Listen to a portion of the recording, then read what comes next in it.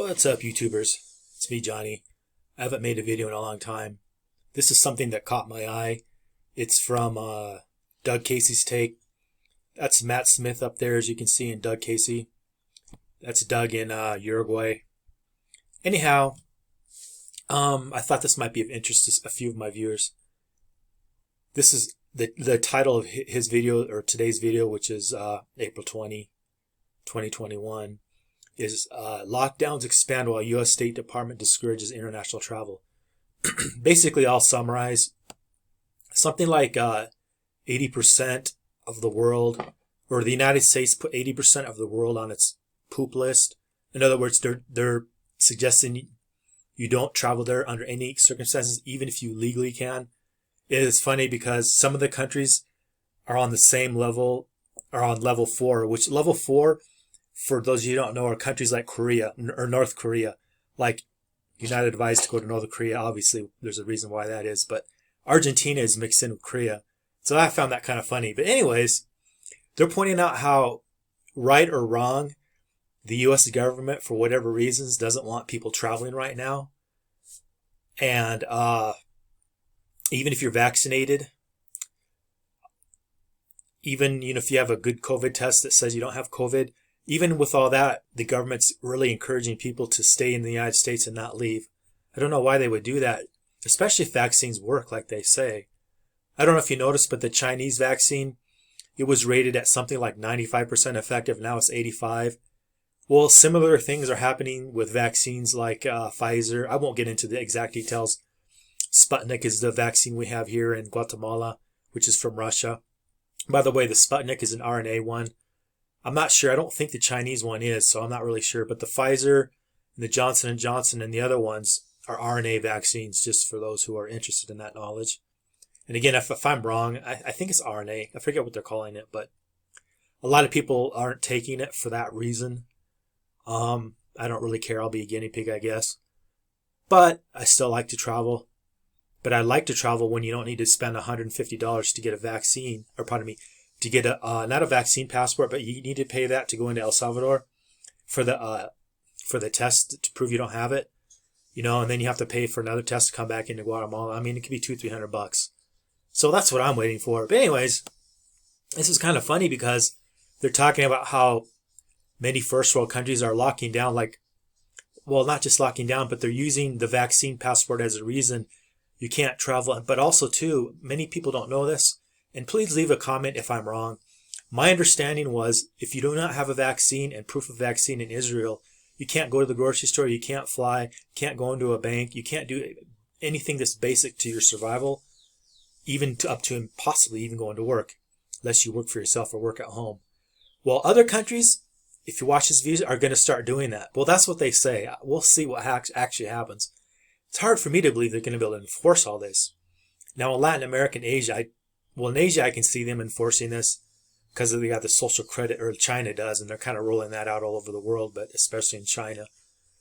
And I'm not sure how they're going to force it, but according to their video, Denmark and a few other European countries are going to have vaccine passports where you can't go to a bank, you can't go to a grocery store. And again, it's not yet. We'll see how that all works and if that's actually enforced, but it's getting kind of authoritarian out there. Anyways, this comment caught my eye. I want you guys to check this out if you're from Arizona. Gosh, did I lose it already? Yep. This comment's from Arizona. And since I haven't, my technical legal residency in the United States is in Arizona. Anyways, this is from this dude right here. Anyways, this is kind of ominous. So anyone in the comments, if this is similar to your state, let me know. I'm curious if this is going on in your state. Anyway, it says, I'll read this comment this gentleman put in. So it begins, in order to apply for Arizona state unemployment benefits, you will need to register with a third-party verification company. And there's a clickable link, id.me, which will require you to take a facial scan of your face with your cell phone. Just insane. The people are being handled like cattle. Everyone will need to have that line in the sand if it's not over. Anyways, all I'm going to say is, yeah, it's getting to the point where you're going to have biometrical ID just to do anything in the U.S. That's really going to suck, and it's probably going to leak over into Europe. In fact, I would guess it's going to leak over into Europe. It's going to happen in Europe first, I still think parts of the U.S. are going to like not do this, but Arizona would be a place I would figure wouldn't do it because they're usually a more conservative state. Now they're purple, I guess. I don't know if the viewers are overseas. We got red states and blue states now.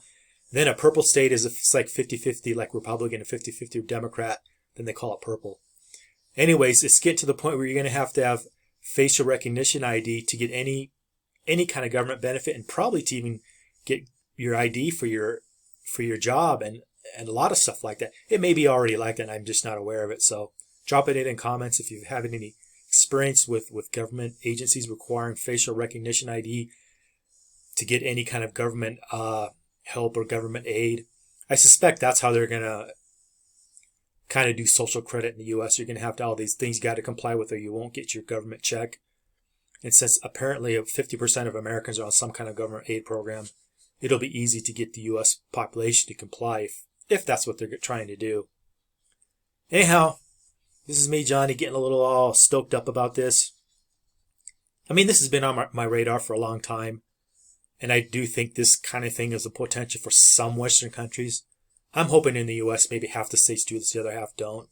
So there'll be a place you can live in the U.S. where you don't have to have facial recognition ID. And I saw in a news article, the president of Mexico, AMLO, he wants to do the same thing to sign up for a telephone service. So you're going to have to use biometrical ID to sign up. And he promises and he crosses his heart, hopes to die if he breaks that promise, that he won't share that information with other governments and or the cartels.